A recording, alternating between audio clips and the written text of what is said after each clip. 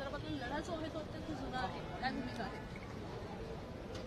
महाराष्ट्र आणि बेळगाव सीमेवर जो आपला मराठी बांधवांचा भाग आहे तो महाराष्ट्रामध्ये यावा यासाठी अनेक वर्ष लढाई सुरू आहे. महाराष्ट्र एकीकरण समितीनं याच्यामध्ये पुढाकार घेतलेला आहे. पूर्वीपासून देखील त्यांचा पुढाकार होता, परंतु त्यांच्या एखाद्या संमेलनाला महाराष्ट्रातनं कुणीच जायचं नाही ही हिटलरशाही आणि ती काँग्रेस पक्षाची कायमस्वरूपी आजही चालू आहे. काल परवाच आमचं महाराष्ट्र एकीकरण समितीच्या काही मंडळींशी चर्चा करण्याचा आम्ही प्रयत्न केला. पुढच्या 3 ते 4 दिवसामध्ये मी स्वतः महाराष्ट्र एकीकरण समितीच्या सदस्यांची पदाधिकाऱ्यांची भेट घेणार आहे. तशा पद्धतीच्या सूचना देखील आम्हाला आमचे मुख्य नेते माननीय एकनाथ शिंदे साहेबांनी केलेल्या आहेत.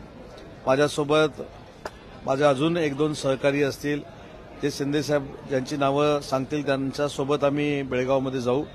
परंतु ही हिटलरशाही मराठी माणसाच्या बाबतीमध्ये तिथं जी काय होते ही योग्य नाही, त्याचा मी काल देखील निषेध केलेला आहे. शेवटी प्रत्येकाला लोकशाहीच्या माध्यमातून आपले विचार मांडण्याचा अधिकार आहे, विचार सांगण्याचा अधिकार आहे. आणि जी लोक ईव्हीएममध्ये इथे अडकून पडलेली आहेत त्यांच्याच विचाराचं सरकार आज कर्नाटकमध्ये आहे.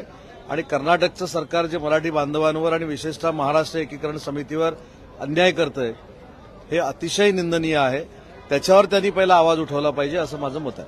सर, या प्रकरणात काँग्रेसची अशी भूमिका आहे, महाराष्ट्र काँग्रेसची अशी भूमिका आहे की सर्व पक्षाच्या नेत्यांनी टाळं फोडून काही उपयोग नाही, हा विषय केंद्रातला आहे.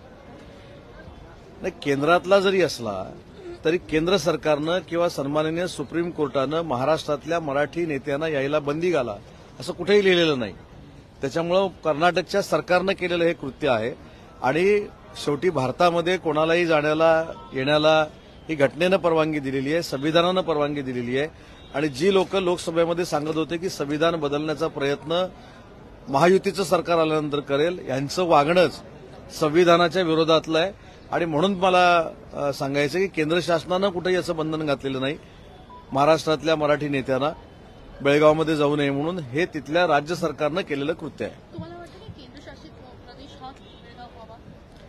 याच्यामध्ये महाराष्ट्राच्या जनतेची आणि सीमा भागातल्या जनतेची प्रकर्षानं मागणी अशी आहे गेली कित्येक वर्षापासून की तो भाग महाराष्ट्रामध्ये आला पाहिजे. आणि याच्या बाबतीतलं एक पिटिशन सुप्रीम कोर्टामध्ये चालू आहे. त्या सुप्रीम कोर्टामधल्या पिटिशनमध्ये देखील आम्ही मराठी बांधवांच्या बाजूनं सरकार म्हणून आहोत हे अनेक वेळा आम्ही सांगितलेलं आहे. आणि म्हणून मला असं वाटतं की या संपूर्ण परिसरामध्ये काँग्रेसच्या तिथल्या सरकारनं जे पुन्हा एकदा अन्याय करण्याचं ठरवलेलं आहे त्या अन्यायाचा आम्ही जाहीरपणानं निषेध करू. महाविकास आघाडी जरी एकत्र असली तरी ठाकरे गटाचा बेळगाव संदर्भातला एक वेगळा विचार आहे आणि काँग्रेसचा वेगळा विचार असलेला बघायला मिळत आहे. नाही, महाविकास आघाडीचे विचारच वेगवेगळे आहेत. आज विधानसभेच्या अध्यक्षांची निवड झाली, त्याच्यामध्ये उभाटानं बहिष्कार टाकला. परंतु त्यांच्याबरोबरचे जे 2 पक्ष होते काँग्रेस आणि राष्ट्रवादी काँग्रेस पार्टी शरदचंद्रजी पवार या दोन्ही पक्षाच्या नेत्यांनी तिथं अभिनंदनाची भाषणं केली. आणि याच्यातलं सगळ्यात आज उल्लेखनीय जे भाषण होतं ते म्हणजे जयंत पाटील साहेबांचं होतं. जयंत पाटील साहेबांनी अनेक गोष्टीचा खुलासा हा सभागृहामध्ये केलेला आहे. त्याच्यामुळे काही लोकांनी स्वतःचं आत्मचिंतन आत्मपरीक्षण केलं पाहिजे. जयंत पाटील साहेबांसारखा सिनियर नेता ज्यावेळी काही गोष्टी सभागृहामध्ये मांडतो मला असं वाटतं कारण त्यांची सिनियरिटी आणि त्यांचा असलेला अभ्यास याचा उपयोग आजूबाजूला बसलेल्या त्यांच्या मित्रपक्षांनी देखील करून घेतला पाहिजे. रत्नागिरीमध्ये ठाकरे गटाच्या पदाधिकाऱ्यांनी दर्ग्यात जाऊन प्रार्थना केलेली आहे की पक्षविरोधी ज्यांनी कामं केलेली आहेत आम्हाला निवडणुकीत ज्यांनी मदत नाही केली त्यांना शिक्षा दे असं कसं बघता? हिंदुत्वाचा मुद्दा असेल त्या ठिकाणी नाही, हिंदुत्वाचा मुद्दा आणि माझ्या मतदारसंघामध्ये उभाटाच्या लोकांनी घेतलेली शपथ याचा काही संबंध येत नाही. उद्या 10 ते 1 या वेळेमध्ये विश्व हिंदू परिषदेमार्फत बांगलादेशामध्ये जो भारतातल्या हिंदू कम्युनिटीवर भारतातल्या अल्पसंख्याक कम्युनिटीवर जो अन्याय होतोय त्याच्या विरोधामध्ये जे धरणं आंदोलन आहे त्याच्यामध्ये शिवसेना म्हणून मी देखील सामील होणार आहे. हा विषय झाला कुठचा? हा विषय झाला हिंदुत्वाचा. आणि काल जी माझ्या मतदारसंघामध्ये शपथ घेतली गेली की आम्ही प्रचार केलाय की नाही, मला असं वाटतं हे लोकशाहीला घातक असा हा प्रकार आहे. परमेश्वराच्या चरणी लीन होणं हे मी समजू शकतो, परंतु परमेश्वराचा वापर, दर्ग्याचा वापर हा मतदान केलंय की नाही हे करण्यासाठी करणं हे योग्य आहे का हे उबाटाच्याच नेत्यांनी सांगितलं पाहिजे. ईव्हीएम मध्ये घोळ असू शकतो, पण आता देवाकडे जाऊन मतदान केलंय की नाही अशा पद्धतीचा ज्यावेळी पदाधिकारी दबाव आणतात त्याचा खुलासा उभाठ्याच्याच पदाधिकाऱ्यांनी केला पाहिजे असं माझं मत आहे. महाराष्ट्र कॅबिनेट सीमा वाद जो आहे तो मागे 2.5 वर्षात महायुतीच्या काळात सुद्धा प्रश्न उपस्थित झाला होता. आता नव्याने सरकार स्थापन झालं, आता सरकारला या प्रश्नावरती तोडगा काढण्यात यश येईल. आपण 2.5 वर्षाचा जो मागचा उल्लेख केलेला आहे त्याचा साक्षीदार मी आहे. जत आणि ज्या परिसरामध्ये नळपाणी योजनांच्या कामाची परिस्थिती त्याच्या अगोदरच्या 2.5 वर्षामध्ये जी थांबलेली होती त्या नळपाणी योजनांसाठी जवळजवळ 1800 कोटी रुपये तत्कालीन मुख्यमंत्री आदरणीय एकनाथ शिंदेसाहेब, देवेंद्रजी या सगळ्यांनी मंजूर केली. तिथे कॅनॉलची जी कामं होती ती देखील सीमा भागातल्या लोकांची आपण पूर्ण केली. सीमा भागामध्ये ज्या मराठी संस्था आहेत त्यांना जे अनुदान मागच्या 2.5 वर्षामध्ये म्हणजे त्याच्या मागच्या 2.5 वर्षामध्ये बंद झालं होतं ते देखील सुरू करण्याचं काम एकनाथ शिंदेसाहेबांच्या नेतृत्वाखाली मागच्या सरकारमध्ये झालं. त्याच्यामुळे मागच्या 2.5 वर्षामध्ये आमच्या सरकारनं आम्ही मराठी भाषिकांसोबत आणि सीमा भागातल्या लोकांबरोबर आहोत हे पुराव्यानिशी आम्ही सिद्ध केलेलं आहे. याआधी देखील बेळगावमध्ये जेव्हा शिवसेनेची भूमिका आक्रमक होती त्या ठिकाणी दिवाकर रावते असतील, एकनाथ शिंदे असतील, अनेकांना जेलमध्ये देखील जावं लागलं होतं. आता तुम्ही म्हणताय की तुम्ही आणि अनेक नेते देखील त्या ठिकाणी जाणार आहात. आक्रमक भूमिका तिकडेही असू शकते, कसं समोर जातं? आक्रमकता असू शकते, विचारांची असेल किंवा कशी असेल हा भाग निराळा आहे, परंतु एखाद्या सरकारनं घटनेमध्ये लिहिलेल्या अधिकाराप्रमाणे बोलायलाच द्यायचं नाही, यायलाच द्यायचं नाही, ही कर्नाटक सरकारची हिटलरशाही आहे आणि या हिटलरशाहीचा आम्ही सगळे मिळून जाहीरपणानं निषेध करतो. मुद्दा असा आहे की महायुतीच्या सरकारनं कायमस्वरूपी सीमा भागातल्या लोकांना न्याय देण्याची भूमिका घेतलेली आहे आणि म्हणूनच जत सारख्या परिसरातनं आमचे भाजपाचे सहकारी गोपीचंद पडळकर हे फार मोठ्या मताधिक्याने विजयी झालेले आहेत. सर, मुंबई गोवा महामार्गावरती गेल्या 16 वर्षापासून पाहतोय रखडपट्टी आहे. आता तर फ्लायओव्हर नसल्यामुळे पुन्हा वाहतूक कोंडीला आता सुरुवात झालेली आहे. काय तोडगा निघणार आहे की नाही यावेळी? या बाबतीमध्ये आम्ही सगळे कोकणातले कार्यकर्ते अनेक वेळा गडकरी साहेबांना भेटलेलो आहोत. गडकरी साहेबांनी याच्यावर आता धोरणात्मक निर्णय घेऊन या डिसेंबरपर्यंत पूल सोडून रस्ता पूर्ण करण्याचा जो निर्णय घेतलेला होता त्याच्यातलं जवळजवळ 80-85% काम हे पूर्णत्वाला जातंय. याच्यामध्ये तत्कालीन मुख्यमंत्री असतील, विद्यमान मुख्यमंत्री असतील यांचं देखील फार मोठं योगदान आहे आणि येत्या 5 ते 6 महिन्यामध्ये हा जो जटिल बनलेला जो प्रश्न आहे गेल्या 12-15 वर्षाचा हा सोडवण्यामध्ये आम्ही यशस्वी होणार आहोत. ज्या जयंत पाटलांचा तुम्ही उल्लेख केला भाषणात, तर त्या अध्यक्षांच्या खाली असलेली नकली शिक्षणाचा फैसला झाला होता तेव्हा त्यांच्यावरही बरेच आरोप झाले होते, पण त्या जयंत पाटलांनी त्यांची प्रशंसा केली. जयंत पाटील साहेबांचं भाषण जर आपण नीटपणानं ऐकलं असेल तर त्यांनी त्याच्यामध्ये म्हटलेलं आहे की एखादी गोष्ट आर्ग्युमेंट करताना टीका टिप्पणी मी समजू शकतो, परंतु ज्या पद्धतीनं विद्यमान अध्यक्ष झालेत राहुलजी नार्वेकर यांनी आम्हाला देखील न्याय दिला, सुनावणीच्या वेळी आम्हाला देखील बोलण्याचा अधिकार दिला होता, त्याचा पुरेपूर वापर करायला आम्हाला दिला.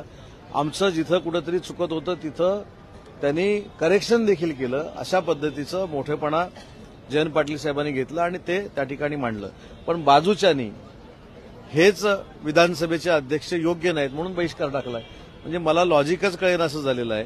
काल अबू आझमी साहेबांनी सांगितलं की आम्ही आता महाविकास आघाडीबरोबर नाही आहोत आणि अजून एक जयंत पाटील साहेबांचं वाक्य जे आपण कदाचित ऐकलं असेल पण कदाचित दुर्लक्ष झालं असेल, त्याच्यामध्ये मला जास्त आम्हाला सगळ्यांना लक्ष ठेवावं लागणार आहे. ते असं म्हणाले की राष्ट्रवादी काँग्रेस पक्षाचं एक ब्रीद वाक्य आहे दादा की योग्य वेळी योग्य निर्णय.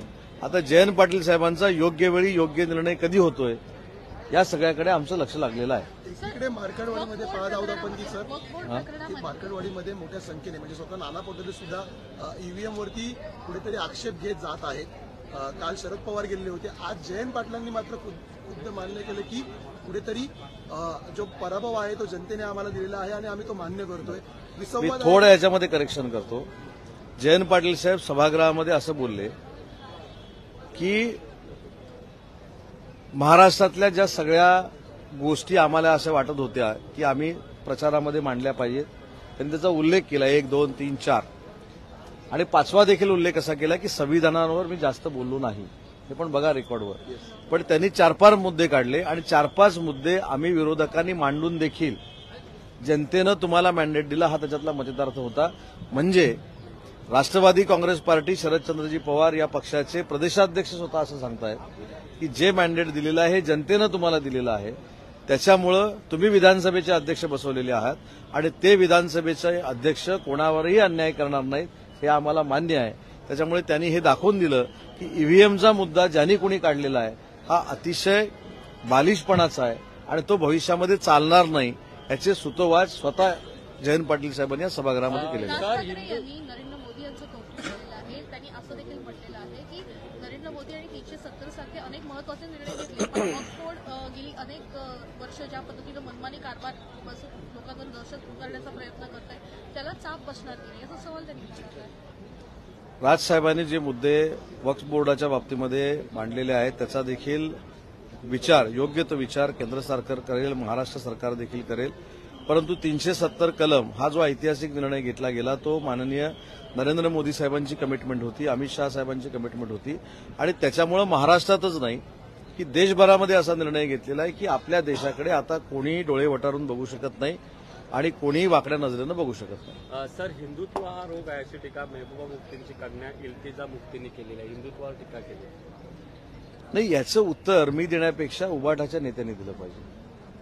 आपण सगळी भाषणं जर काढून बघितली तर काश्मीरमध्ये काय झालं, कशामुळे झालं, कोण काय करतं ही अनेक भाषणं पूर्वी 2 वर्षापूर्वी आपण सगळ्यांनी बघितलेली आहेत. आता त्या जर अशा पद्धतीनं हिंदुत्वावर बोलल्या असतील तर हिंदुत्वावर बोलणाऱ्या महाविकास आघाडीच्या एका घटक पक्षामुळे खरे हिंदुत्ववादी उबाठावाले आता महाविकास आघाडी सोडणार का हा खरा प्रश्न आहे. तर राज्यातील लाचखोरीचं प्रमाण आहे ते 16% कमी झाल्याची बातमी समोर येते. लाचखोरीचं प्रमाण 16% कमी झालेलं आहे. पारदर्शकता वाढली त्यामुळे की लाचखोरांना आता पाठीशी घातली जाते या 2.5 वर्षात. या वर्षभरात. एक तुमच्या लक्षात आलं असेल की लाचखोरगिरी कमी झाली याचा अर्थ पूर्वी लाचखोरगिरी होती आणि ती लाचखोरगिरी कोणाच्या काळामध्ये होती हे देखील सिद्ध झालं आणि आमच्या काळामध्ये ती कमी झाली. त्याच्यामुळं याच्यापेक्षा पुढे जाऊन जास्तीत जास्त जनतेला न्याय देण्याची भूमिका माननीय देवेंद्रजी फडणवीस साहेबांच्या नेतृत्वाखाली, एकनाथ शिंदे साहेबांच्या नेतृत्वाखाली आणि अजितदादांच्या नेतृत्वाखाली महायुतीचं सरकार नक्की घेईल हा आशावाद या ठिकाणी मी व्यक्त करतो.